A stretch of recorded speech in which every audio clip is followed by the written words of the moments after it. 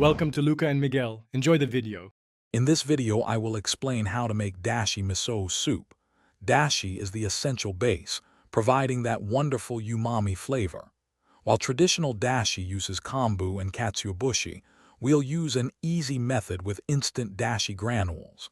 This allows you to create a delicious, authentic-tasting broth in just a few minutes, perfect for a quick and comforting meal. It's a simple step that makes all the difference. To prepare your dashi, simply combine 4 cups of water with 1 teaspoon of instant dashi granules in a pot. Stir gently until the granules dissolve completely. Then, heat the mixture over medium heat until it reaches a gentle simmer.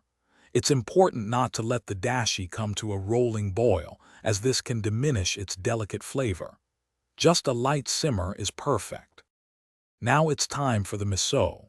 Take 2 to 3 tablespoons of miso paste and dissolve it in a ladleful of the warm dashi before adding it back to the pot. This prevents clumps. Next, add your favorite ingredients like cubed silken tofu and rehydrated wakame seaweed. Remember, once the miso is added, do not boil the soup. Just let it warm through gently to preserve the miso's beneficial properties and flavor. Your easy dashi miso soup is now ready to enjoy.